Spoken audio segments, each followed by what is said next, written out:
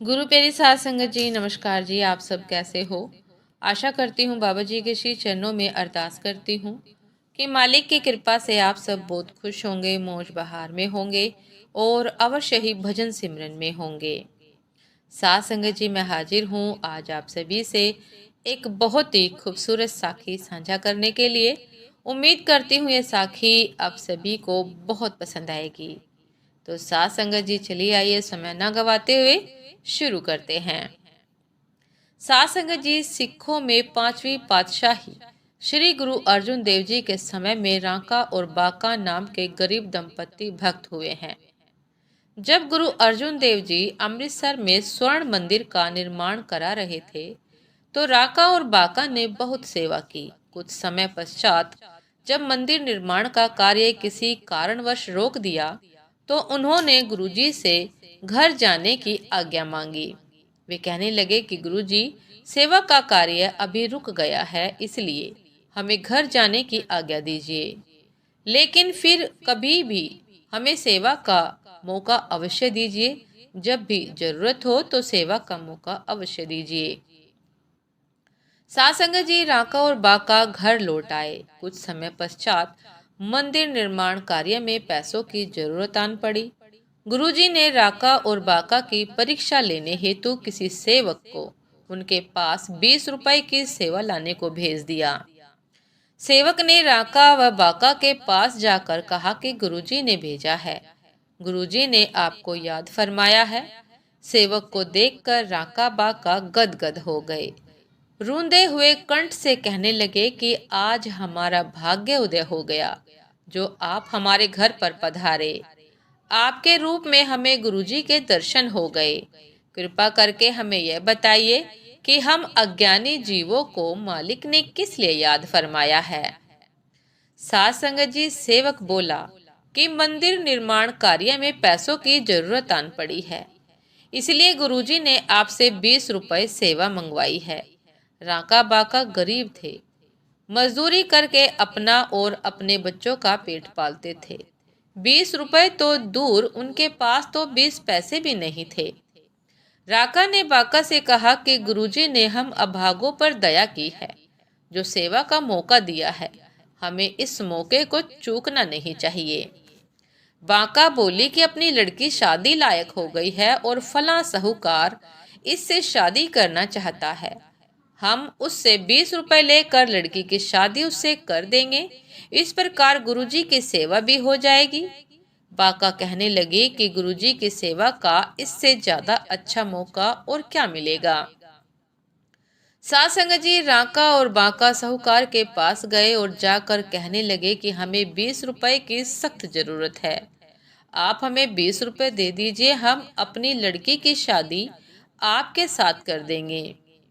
साहूकार ने 20 रुपए दे दिए। राका बाका ने रुपए लाकर सेवक को दिए और कहने लगे कि वो 20 रुपए गुरु महाराज को दे देना और उनसे हमारी तरफ से अर्ज करना कि हमें फिर से सेवा का मौका देकर कृतज्ञ करें।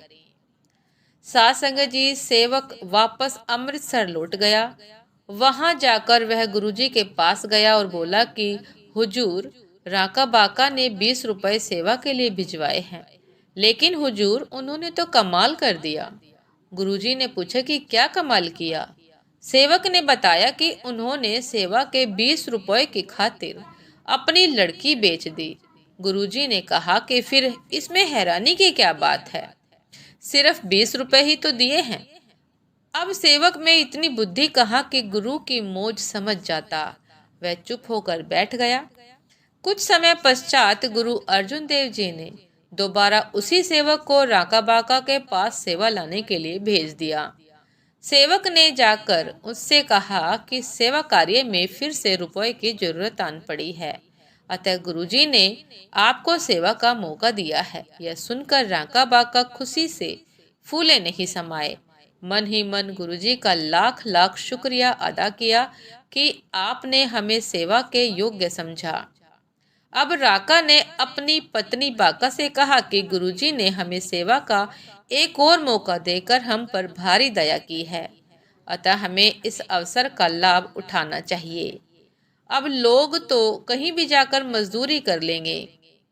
सात संगत जी, उन्होंने कहा कि हम लोग तो कहीं भी जाकर मजदूरी कर लेंगे, अब हमें घर की क्या आवश्यकता है, इसलिए घर को बेचकर गुरु सेवा में भेंट चढ़ा देते हैं।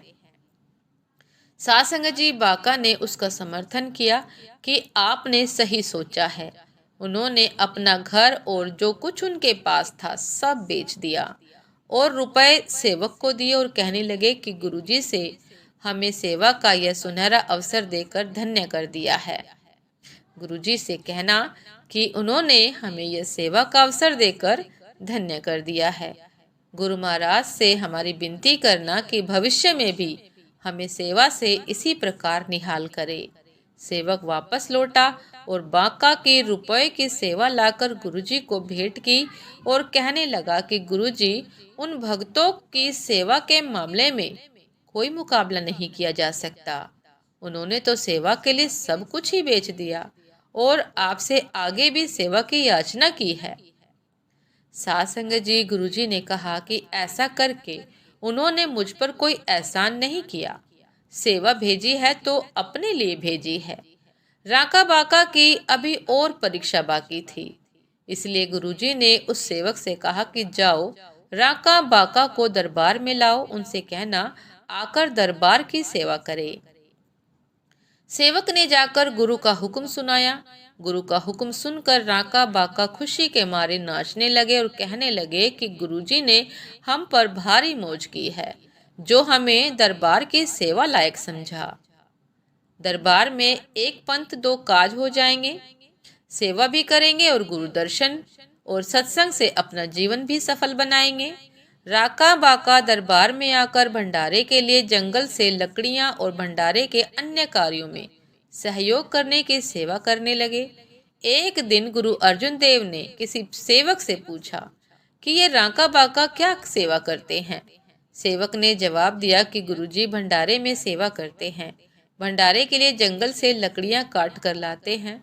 तब गुरुजी ने पूछा कि वे लोग खाना कहाँ खाते हैं। सेवक बोला कि गुरुजी खाना तो लंगर में ही खाते हैं।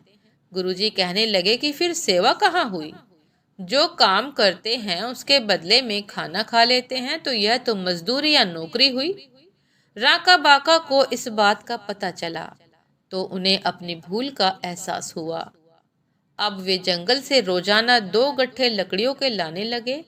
एक गट्ठर को भंडारे की सेवा में दे देते और दूसरे गट्ठर को बाजार में बेचकर अपना जीवन निर्वाह करने लगे। सात संगत जी, एक दिन राका बाका जंगल से लकड़ियां लेने के लिए गए तो आंधी तूफान आ गया। लकड़ियों का बोझ उठाते परंतु आंधी उसे उठाकर फेंक देती। आखिर बड़ी मुश्किल से लकड़ियां उठाकर आ रहे थे कि हवा का तेज झोंका आया और राका लकड़ियों समेत एक कुएं में जा गिरा। अब गुरु को तो शिष्य की पल पल की खबर होती है। गुरु शिष्य की पल पल की संभाल करते हैं। इधर यह घटना हुई, उधर गुरुजी नंगे पैर दौड़ पड़े और हुक्म दिया कि एक रस्सी लाओ। सारी संगत दौड़ाई कि पता नहीं क्या हो गया है। कुएं के पास पहुंचकर एक सेवक ने कुएं में रस्सी लटकाई और राका को आवाज लगाई कि रस्सी पकड़कर ऊपर चले आओ। परंतु राका कहने लगा कि पहले लकड़ियों के गट्ठे को बाहर निकालो, ये गुरु के लंगर के लिए है, फिर मैं निकलूंगा। इस प्रकार पहले लकड़ियों को निकाला गया, फिर स्वयं बाहर आया। सात संगत जी, इसका नाम है शरण। जब राका कुएं से बाहर आया तो गुरु अर्जुन देव जी ने उसे अपने सीने से लगा लिया और बोले कि राका बाका, तुम मेरी परीक्षा में सफल हुए। मांगो, क्या मांगते हो? कुछ भी मांगो वही मिलेगा।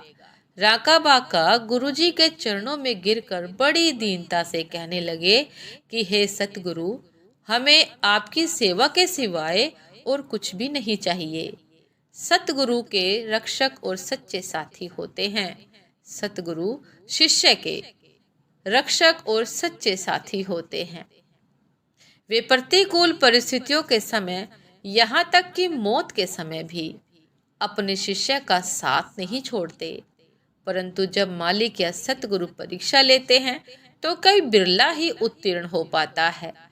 मालिक किसी की भी परीक्षा ना ले, क्योंकि हर कोई राका बाका जैसा नहीं होता। मालिक या परमात्मा स्वयं कहते हैं साध संगत जी कि ताऊंगा तपाऊंगा नखते तारू खाल, जे मेरा भक्त डिगे नहीं तो पल भर में कर दूं निहाल। साध संगत जी, परमार्थ की राह में भक्त को कठिन से कठिन परीक्षाओं से गुजरना पड़ता है, लेकिन यदि वह इन परीक्षा या चुनौतियों का सामना पूरे साहस और दृढ़ता से करता है तो मालिक उसे अपनी रूहानी दौलत से माला माल कर देता है, जिसका कोई आर पार नहीं, जिसकी कोई तुलना नहीं। साथ संगत जी, ये थी आज की एक बहुत ही खूबसूरत साखी। उम्मीद करती हूँ साखी आप सभी को बहुत पसंद आई होगी। यदि पसंद आए साथ संगत जी तो लाइक कमेंट शेयर करना ना भूलिएगा। चैनल पर जो भी नए हैं कृपा करके सब्सक्राइब कर लीजिएगा, ताकि चैनल पर मिलने वाली सभी शब्द साखियों की अपडेट आप सभी को समय पर मिलती रहे। साथ संगत जी, उम्मीद करती हूँ कि ये साखी आपके हृदय को अवश्य स्पर्श किया होगा। निरंकार दातार सभी को इस प्रकार की सेवा करने का, गुरु हुक्म में रहने का अवसर दे, या कहूँ कि गुरु हुक्म में रहने की बुद्धि प्रदान करे, शक्ति प्रदान करे, कि जो गुरु कहे, जो गुरु का हुक्म हो वही शिष्य के लिए सर्वोपरि हो। जिस प्रकार राका बाका ने सेवा की, गुरु का प्रत्येक हुक्म माना, और साथ संगत जी उसके बदले में गुरु ने अपने सीने से लगा लिया। साथ संगत जी, उम्मीद करती हूँ ये साखी आप सभी को बहुत पसंद आई होगी। यदि पसंद आई हो साथ संगत जी तो लाइक कमेंट शेयर करना ना भूलिएगा। चैनल पर जो भी नए हैं कृपा करके सब्सक्राइब कर लीजिएगा, ताकि चैनल पर मिलने वाली सभी शब्द साखियों की अपडेट आप सभी को समय पर मिलती रहे। साथ संगत जी, आप हमें इंस्टाग्राम पर भी फॉलो कर सकते हैं। इंस्टाग्राम का लिंक डिस्क्रिप्शन बॉक्स में दिया गया है। आपसे फिर मिलते हैं एक नए शब्द साखी के साथ, एक नए विचार के साथ, एक नए शब्द के साथ। तब तक के लिए दासी को आज्ञा दीजिए। नमस्कार जी। सदा खुश रहिए, मुस्कुराते रहिए, भजन सिमरन अवश्य करते रहिए। नमस्कार जी।